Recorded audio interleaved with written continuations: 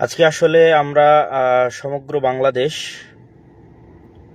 অত্যন্ত ভারাক্রান্ত, দুঃখিত এবং আমিও ব্যক্তিগতভাবে আমি আব্দুর রহমান আমরাও ব্যক্তিগতভাবে যেই দিন থেকে ওসমান হাদিকে গুলি করা হয়েছে সেই দিন থেকে অত্যন্ত দুঃখিত, অত্যন্ত ভারাক্রান্ত। ঠিক 2024 সালের জুলাই এবং আগস্টের সময়ে যেমন কোনো খাওয়া দাওয়া ছিল না, শুধু ফোনে সবসময় আপডেট নেওয়ার জন্য পড়ে থাকা হতো এবং অন্তরে কষ্ট অনুভব হতো। এই গত এক সপ্তাহে আমরা যেন সেই স্মৃতিতে ফিরে গেছিলাম। আমাদের অবস্থা ওইরকমই ছিল। তার জন্য দোয়া করা, তার ভিডিওগুলো শোনা, সে কি আদর্শ এবং কি বক্তব্য প্রচার করতে চেয়েছে। যদি আমি আগে থেকেই তার বক্তব্য শুনতাম, তারপর গত এক সপ্তাহ আসলে এভাবেই কেটেছে, অন্য কোনো কাজে কোনো মনোযোগ দিতে পারিনি। তো তারপরেও আল্লাহ সুবহানাহু তাআলার দয়া এবং রহমতের প্রতি আমাদের যে আস্থা এবং আশা ছিল যে ওসমান হাদি হয়তো জীবিত অবস্থায় ফিরে আসবে, কিন্তু অবশ্যই আল্লাহ সুবহানাহু তাআলা যেটি কল্যাণ মনে করেছেন সেটাই করেছেন। কেননা যদি ওসমান হাদি জীবিত ফিরে আসতো, সেক্ষেত্রে দুটো ঘটনা ঘটতে পারত। হয়তো ওসমান হাদি বাংলাদেশের জাতীয় পর্যায়ের অনেক বড় নেতা হয়ে সে যে আদর্শ প্রচার করতে চেয়েছে, সেই আদর্শকে সে হয়তো বাস্তবে রূপ দিতে পারতো, এটা একটা হতো। অথবা এরকমও হতে পারত যে যুগের পরিক্রমায় মানুষ পরিবর্তন হয়, মানুষের ব্যক্তিগত জীবনের অনেক ভুল ত্রুটি থাকে, সেগুলো যখন চলে আসে সামনে, তখন একটা মানুষকে আমরা যে পবিত্র জায়গায় রাখি সেই পবিত্র জায়গায় কিন্তু আর রাখা যায় না। কিন্তু আজকে ওসমান হাদি যে অবস্থায় বিদায় নিলেন, তার যে আদর্শ যে সে প্রচার করতে চেয়েছে, আধিপত্যবাদ বিরোধী এবং কালচারাল ফ্যাসিস্টদের বিরুদ্ধে সে যে লড়াই করতে চেয়েছে, এবং তার জ্ঞান, মেধা এবং বক্তব্য এবং যুক্তি দিয়ে সে যে ধ্যান ধারণা প্রচার করতে চেয়েছে, সেটিকে সে একটি পবিত্র জায়গায় রেখে বিদায় নিল। তার নামে কোনো নারী কেলেঙ্কারি, কোনো অর্থ কেলেঙ্কারি, কোনো কিছু না থাকা অবস্থায় শতভাগ সততা এবং শতভাগ ন্যায়ের উপর প্রতিষ্ঠিত থাকা অবস্থায় সে বিদায় নিল। এটা একটা আইকনিক চরিত্র হওয়ার জন্য এটা খুব জরুরি। তো আমি মনে করি হয়তো আল্লাহ সুবহানাহু তাআলা তার কাছ থেকে এটাই কবুল করেছে। আল্লাহ সুবহানাহু তাআলা তার এই যাওয়াটাকে এভাবেই হয়তো চেয়েছেন। এবং আমাদের এখন যেটি করণীয় সেটি হচ্ছে ওসমান হাদির যে আধিপত্যবাদ বিরোধী যে চিন্তা এবং চেতনা, এটিকে ধারণ করে ওসমান হাদিকে বাংলাদেশের একটি আইকন হিসেবে প্রতিষ্ঠিত করা। কেননা বাংলাদেশের ইতিহাসে আমার দৃষ্টিতে জিয়াউর রহমান সাহেবের পরে বাংলাদেশকে সামনে রেখে এত কোনো প্রকার দলীয় লেজুর বৃত্তির মধ্যে না গিয়ে আমাদের জুলাইয়ের সময় যে আন্দোলনটা হয়েছিল, যে বিপ্লবটা বা যে গণ অভ্যুত্থান যেটাই বলি, সেটা কিন্তু কোনো আদর্শের উপর ছিল না। সেটি কিন্তু জাস্ট একটা 16 বছরের ফ্যাসিজমকে সরানোর জন্য মানুষ রাগের মাথায় রাস্তায় নেমেছিল। আর যারা সুদূর প্রসারী পরিকল্পনা করে তারা জানে যে বাঙালি যেহেতু হুজুগে জাতি, অতএব আমরা যদি ফ্যাসিজমকে সরিয়ে দিই, চলমান সরকার যদি পড়ে যায়, তাহলে বাঙালি নিজ নিজ ঘরে ফেরত যাবে। আমাদের ডিপ স্টেটে আমাদের যে মূল ফ্যাসিজমের যে মূল অংশগুলো আছে সেগুলো টিকে থাকবে এবং সেগুলোর মাধ্যমে আমরা পুনরায় আমাদের আধিপত্যকে প্রতিষ্ঠা করব। এভাবেই কিন্তু তারা চলে যুগ যুগ থেকে, এবং তাই কিন্তু হচ্ছিল। আপনি দেখেন যে জুলাই গণ অভ্যুত্থানের পর সবাই নিজ নিজ দলের হয়ে গেল। যারা বিএনপির তারা বিএনপিতে চলে গেল, যারা জামাত ইসলামের তারা জামাত ইসলামে চলে গেল, ছাত্ররা যারা এনসিপি তারা এনসিপিতে চলে গেল, এবং সবাই কিন্তু নিজ নিজ দলের যেটা স্বার্থ সেটাকে সামনে রেখে কিন্তু তারা বক্তব্য দেওয়া শুরু করলো। এবং অত্যন্ত দুঃখজনক হলো সত্য যে ভারতীয় যে বয়ান বাংলাদেশে বিভক্তি টিকিয়ে রাখার জন্য, মুক্তিযোদ্ধা বনাম রাজাকার, দেশ স্বাধীনের 50 বছর পরেও এই ভারতীয় বিভক্তির বয়ানও কিন্তু দেশে পুনরায় চালু হয়ে গেল। তাহলে আমরা যেই ফ্যাসিজমকে বাংলাদেশের মানুষ সরালো, তারা না থাকলেও তাদের বয়ান কিন্তু বাংলাদেশে থেকে গেল। তাহলে সবাই যখন নিজ নিজ দলের হয়ে গেল এবং সবাই যখন নিজের দলের স্বার্থ দেখতে লাগলো এবং আন্ডারগ্রাউন্ডে সবাই আসন ভাগাভাগি, সিট ভাগাভাগি, ঠিক আছে, মনোনয়ন সংগ্রহ, ঠিক আছে, কে ক্ষমতায় যাবে, এই চিন্তায় যখন সবাই মগ্ন, তখন শুধু একজন, মাত্র একজন, সেটা হচ্ছে শরীফ ওসমান হাদী, যে কোনো প্রকার দলে যুক্ত না হয়ে, কোনো প্রকার দলীয় লেজুর বৃত্তির মধ্যে না গিয়ে, তার নিজের সততাকে শতভাগ অটুট রেখে, কেননা মানুষ যখন কোনো দল এবং সংগঠনের মধ্যে যুক্ত হয় তখন সেটার স্বার্থকে সামনে রেখে কথা বলতে হয়, সে শতভাগ ন্যায়ের সাথে কথা বলতে পারে না। তো ওসমান হাদী এই জায়গায় নিজেকে সকল কিছু থেকে মুক্ত রেখে সে শতভাগ ন্যায় এবং সত্যবাদিতার জায়গা থেকে প্রত্যেকটা বিষয়ে বক্তব্য দিয়েছে এবং সে চেষ্টা করেছে এই জুলাই বিপ্লবের একটা আদর্শ দাঁড় করাতে, যেটা সবচেয়ে ভয়ঙ্কর কাজ। আপনাদেরকে আমি স্পষ্ট ভাষায় বলতে চাই যে বাংলাদেশের আগামী নির্বাচনে যদি কয়েক লক্ষ এমপি নির্বাচিত হয়ে আসে, তো সেই কয়েক লক্ষ নির্বাচিত এমপির তুলনায় একজন ওসমান হাদী যে নির্বাচিতই হয়নি, সে আধিপত্যবাদী শক্তির কাছে বেশি ভয়ঙ্কর। কেননা যারা নির্বাচিত হয়ে আসতেছে এরা তো মনোনয়ন নেওয়ার জন্য, সিট ভাগাভাগির জন্য এরা তো 2 নাম্বারই করবে, জুয়া চুরি করবে, টাকা পয়সার লেনদেন করবে। তো এই সমস্ত 2 নাম্বারই রাস্তা যারা অবলম্বন করে তারা তো কোনোদিন নেতা হতে পারে না, এরা তো গোলাম। তো এই সমস্ত শত এমপি যদি নির্বাচিত হয় তারা সব শত গোলাম এমপি, গোলাম প্রাইম মিনিস্টার, গোলাম মন্ত্রী। আর ওসমান হাদী নির্বাচিত না হয়ে কতটা ভয়ঙ্কর হতে পারে, মানুষ যদি সৎ থাকে, ন্যায়পরায়ণ থাকে এবং কোনো দলের প্রতি বায়াসড না হয়ে যদি মেধাকে কাজে লাগিয়ে শুধু একটি আদর্শ প্রতিষ্ঠা করার জন্য চেষ্টা করে যায়, তাহলে সেটা যে কতটা ভয়ঙ্কর হতে পারে সেটা আপনি ওসমান হাদীকে আধিপত্যবাদী শক্তি কতটা ভয়ঙ্কর মনে করেছে। তার কোনো দল নাই, তার কোনো কর্মী নাই, সে বড় কোনো দলের কোনো পদাধিকারী নয়, না বিএনপির বড় নেতা, না জামাতের বড় নেতা, না শিবিরের বড় নেতা, না এনসিপির বড় নেতা। তাহলে কেন তাকে টার্গেট করা হলো? তাকে টার্গেট করার পিছনে এটাই কারণ যে তার মেরুদণ্ডটা সোজা ছিল। সে বারবার বলতো যে সে এই আদর্শ তার পিতার কাছ থেকে পেয়েছে, তার পিতাও একজন আলেম ছিলেন, এবং সে এই মুখের উপর সত্য বলা এবং সততার জায়গায়, ন্যায়পরায়ণতার জায়গায় চুল পরিমাণ ছাড় না দেওয়া, এই গুণটা সে তার পিতার কাছে পেয়েছে। হ্যাঁ, এই গুণ আরো অনেকের মধ্যে থাকতে পারে, কিন্তু ওসমান হাদীর মধ্যে আরো 2টি জিনিস ব্যতিক্রম ছিল। হতে পারে আরো অনেক সৎ নেতা আছে, কিন্তু সকল সৎ নেতা ওসমান হাদীর মতো এত মেধাবী ছিল না। হতে পারে অনেক সৎ নেতা ওসমান হাদীর মতো মেধাবী এবং পড়ুয়া হতে পারে, কিন্তু এই রকম আরো অনেক সৎ মেধাবী পড়ুয়া নেতা ওসমান হাদীর মতো উপস্থিত তর্ক বিতর্কে এতটা পারদর্শী ছিল না। উপস্থিত তর্ক বিতর্কে যেখানে যেটা বলা প্রয়োজন ওসমান হাদী সেখানে সেটাই বলতে পারতো। এই ব্যতিক্রম রহমত আল্লাহ সুবহানাহু ওয়া তাআলা তাকে দিয়েছিলেন, যা আমি দেখিনি। এখন তরুণদের মধ্যে যারা রাজনীতি করছে তাদের মধ্যে আমি দেখিনি। ধরে নিলাম এই গুণও কারোর মধ্যে আছে, যে উপস্থিত তর্ক বিতর্কতেও সে পারদর্শী, সে অনেক জ্ঞানী, সে অনেক সৎ, অনেক ন্যায়পরায়ণ, ধরে নিলাম। কিন্তু 4 নাম্বার আরেকটা গুণ ওসমান হাদীর ছিল, যেটা আসলে এই সকল গুণ একত্রিত করা আরো কঠিন। সেই 4 নাম্বার গুণটা হচ্ছে সে জীবন হাতে নিয়ে, মৃত্যু হাতে নিয়ে সে রাস্তায় নেমেছিল।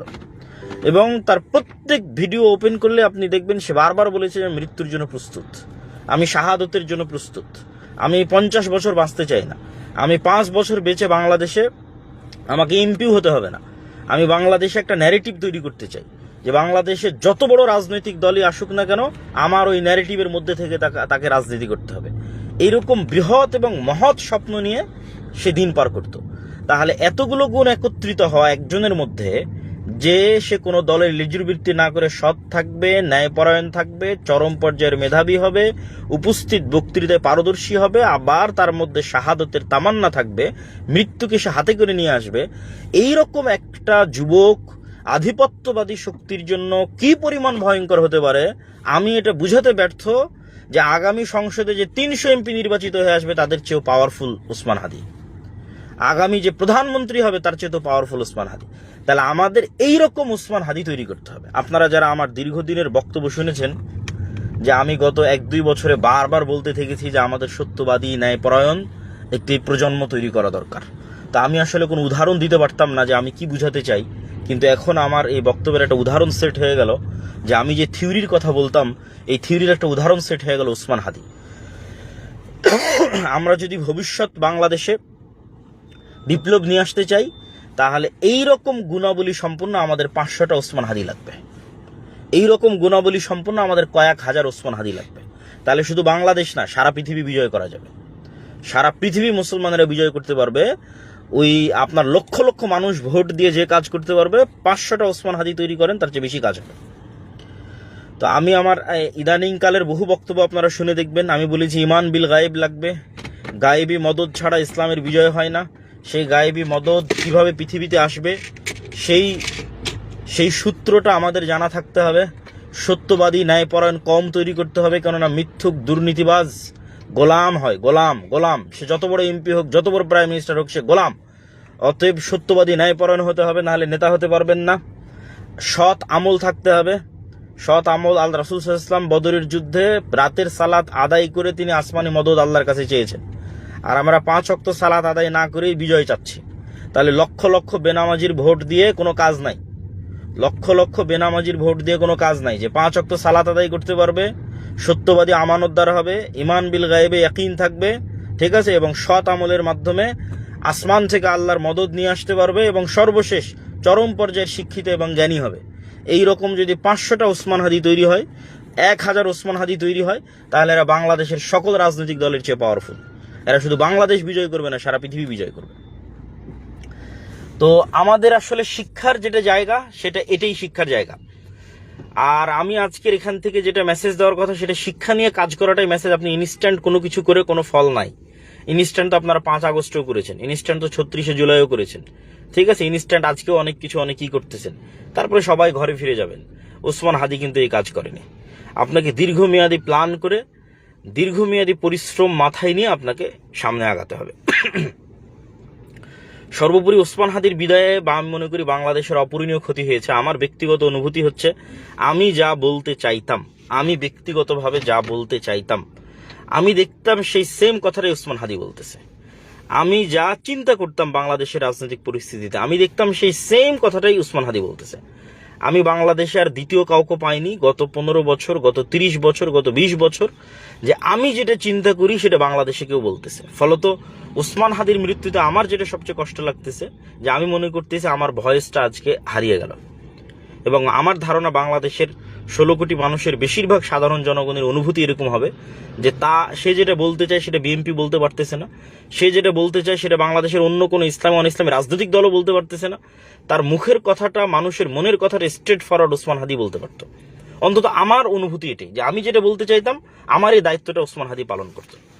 তো এইটাই আমার সবচেয়ে কষ্টের জায়গা, যে এরকম হুবহু ওসমান হাদির মতো কেউ এই জায়গায় প্রতিনিধিত্ব করতে পারবে ভবিষ্যতে, এটা আমার কাছে খুব কঠিন মনে হয়। তবে একটা কাজ করতে পারে সবাই, সেটা হচ্ছে ওসমান হাদির মতো স্টাডি, তার বক্তব্যগুলো শুনে দেখেন, সে যে থিওরিগুলো দিত, সে যে আদর্শগুলোর কথা বলতো আধিপত্যবাদ বিরোধী, এই পয়েন্টগুলো নিয়ে আপনারা চরম স্টাডি করতে পারেন। সে কিন্তু এই জন্যই কালচারাল সেন্টার তৈরি করেছিল। আর ওসমান হাদির বিষয়ে আমার আরো একটা যেটা বলার বিষয়, বাংলাদেশ সরকারের প্রতি যে উদাত্ত আহ্বান জানাতে চাই, বাংলাদেশের যারা রাজনৈতিক দল আছে, অরাজনৈতিক দল আছে, তাদের প্রতি উদাত্ত আহ্বান জানাতে চাই, যে আপনারা টু দ্য পয়েন্ট দাবি করেন, যেই পয়েন্ট বাস্তবায়ন করা সম্ভব এবং যেই পয়েন্ট আসলেই দেশ এবং জাতির উপকারী হবে। তাহলে ওসমান হাদি বাংলাদেশের কাছে এতটুকু চেয়েছে, সে বারবার বলেছে আমাকে যদি হত্যা করে আমি শুধু বিচারটা চাই। তাহলে এই বিচারটুকু নিশ্চিত করা, ন্যূনতম বিচারটুকু নিশ্চিত করা 1 নম্বর দায়িত্ব। বিচার নিশ্চিত করার ক্ষেত্রে ওসমান হাদি নিজেই বলেছে, বহু বক্তব্যে বলেছে, আপনি শুনে দেখিয়েন, আমি নিজে শুনেছি গত এক সপ্তাহে, যে গুলি করে হত্যা করেছে শুধু সেই হত্যাকারী নয়, যে হত্যার প্লট তৈরি করে দিয়েছে, সে শাহবাগের আন্দোলনের কথা তুলে ধরেছে, খালেদা জিয়ার বাড়ি ভাঙ্গার কথা তুলে ধরেছে তার বহু বক্তব্যে, যে ওই সময়গুলোতে এই জিনিসগুলোকে সাংস্কৃতিকভাবে যে জায়েজ বানানো হয়েছে। তো এরকম কালচারালি সাংস্কৃতিকভাবে ওসমান হাদির হত্যাকে যারা জায়েজ বানিয়েছে, এই কালচারাল ফ্যাসিস্টদের ওসমান হাদির দাবি অনুযায়ী এরা আরো বড় হত্যাকারী। তাহলে ওসমান হাদি তার হত্যার বিচার চেয়েছে, মানে এখানে 2টা বিচার হতে হবে। যদি বাংলাদেশের মুসলমানেরা ওসমান হাদিকে ভালোবাসে, বাংলাদেশের মানুষ ওসমান হাদিকে ভালোবাসে, তাহলে সে শুধু তার হত্যার বিচার চেয়েছে। তার বিচার হবে দুইটা তার দাবি অনুযায়ী। এক, যারা তাকে হত্যার প্লট তৈরি করে দিয়েছে কালচারাল ফ্যাসিস্টরা, তাদের বিচার হতে হবে। দুই, যারা তাকে সত্যিকারই হত্যা করেছে তাদের বিচার হতে হবে। এখন তাদের যারা তাকে সত্যিকারই হত্যা করেছে, গুলি করেছে, তাদের ক্ষেত্রে সবাই জানতেছেন, দেখতেছেন যে আমাদের পার্শ্ববর্তী দেশ বাংলাদেশকে অস্থিতিশীল করার যে তাদের চিন্তা চেতনা এবং তাদের যে ইচ্ছা, এটা আসলে রাগঢাক নয়। 1971-এর যে 7 দফা গোপন চুক্তি হয়েছে সেখানে স্পষ্টই বলা আছে, এটা আসলে রাগঢাক করেও তারা বলে না। আর আপনাদের বাংলাদেশের ভৌগোলিক অবস্থানটাও এমন যে এটা রাগঢাক করারও কিছু নাই, একদম ভারতের পেটের মধ্যে বাংলাদেশের অবস্থান। তো সুতরাং যে কোনো আধিপত্যবাদী শক্তি চাইবে এটাকে কন্ট্রোল করতে, তো কন্ট্রোল করার জন্য তারা তাদের সকল রকমের রাস্তা এবং পথ পদ্ধতি অবলম্বন করবে, এটাই স্বাভাবিক। কিন্তু বাংলাদেশ তো আর এখন তো আর ওই 16 বছরের বাংলাদেশ নয়। এই বাংলাদেশ তো ছাত্র জনতার রক্তের উপর নতুন যে বাংলাদেশ এসেছে সেই বাংলাদেশের পররাষ্ট্রমন্ত্রীও যদি নতজানু হয়, সেই বাংলাদেশের অন্তর্বর্তীকালীন সরকারও যদি নতজানু হয়, তারাও যদি এখন পর্যন্ত গত 2 বছরে ভারত সরকারের সাথে কি কি চুক্তি হয়েছে তা না জনগণকে দেখালো, না সেই চুক্তিগুলো বাতিলের কোনো কথা বললো। ফেনীতে কয়েকশো বিঘা সম্পত্তি, যেটা বাংলাদেশের চিকেন নেকের মতো, ভারতের নামে দিয়ে দেওয়া আছে। বাংলাদেশের মধ্যে করিডোর, ট্রানজিট, কত রকমের যে চুক্তি, বন্দর ব্যবহার করা, আল্লাহু আলাম গত 16 বছর কত চুক্তি হয়েছে।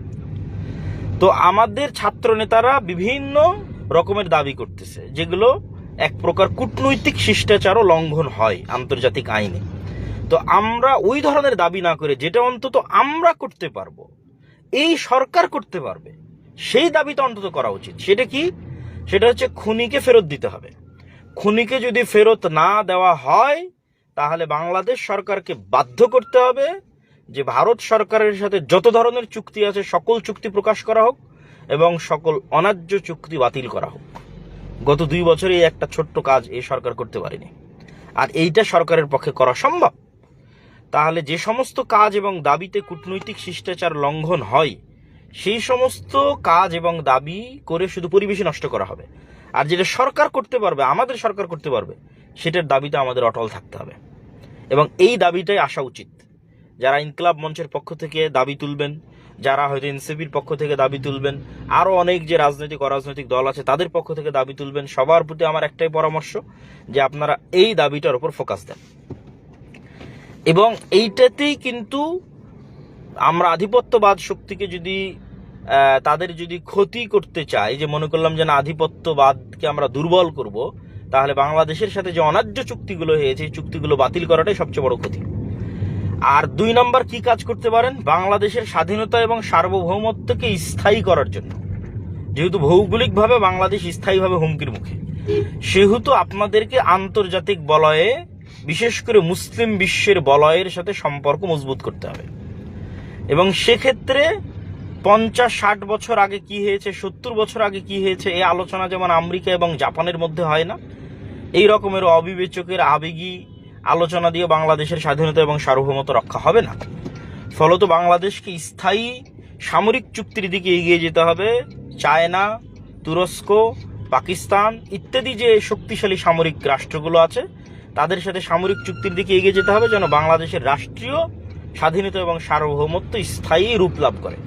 আমি মনে করি এই 2টা দাবিতেই যদি মানুষজন অটল থাকে এবং সরকারের কাছে দাবি জানায় ওসমান হাদির এই রক্তের উপর, তাহলে আশা করা যায় যে অন্তত ওসমান হাদি যে আধিপত্যবাদ থেকে মুক্ত করতে চেয়েছে বাংলাদেশকে, কোনো প্রকার কূটনৈতিক আইন লঙ্ঘন করা ছাড়াই শুধু এই 2টা কাজের মাধ্যমে, শুধু 2টা কাজ, ভারতের সাথে হওয়া সকল অন্যায্য চুক্তি বাতিল করা এবং চায়না, তুরস্ক এবং পাকিস্তানের সাথে সামরিক চুক্তি করা, এই 2টা কাজের মাধ্যমে অন্তত আগামী 50 বছরের জন্য বাংলাদেশের স্বাধীনতা সার্বভৌমত্ব নিরাপদ হয়ে যাবে।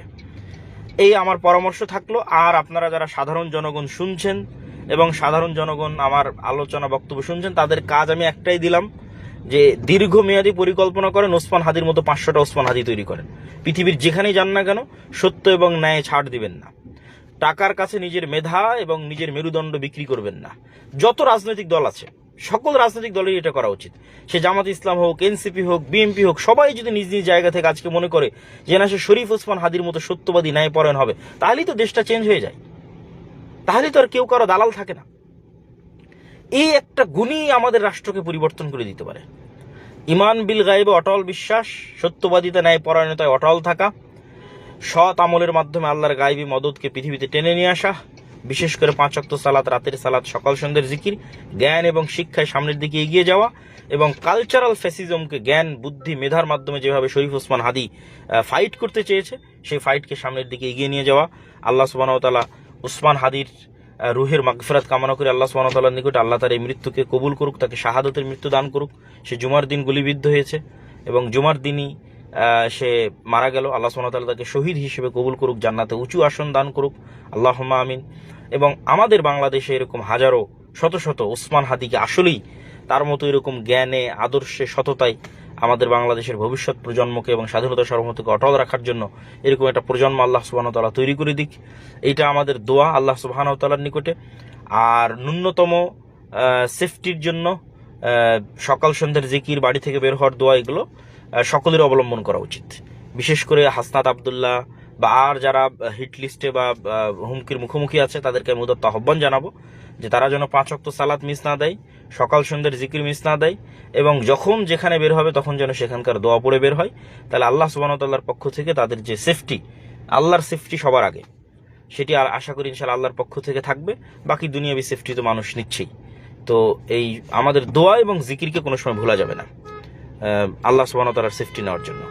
তো হাসনাত আবদুল্লাহ সহ আরও যে সমস্ত ভাইয়েরা আছে তাদের প্রতি আমার আহ্বান থাকলো, আল্লাহ কবুল করুক। আসসালামু আলাইকুম ওয়া রাহমাতুল্লাহি ওয়া বারাকাতুহু।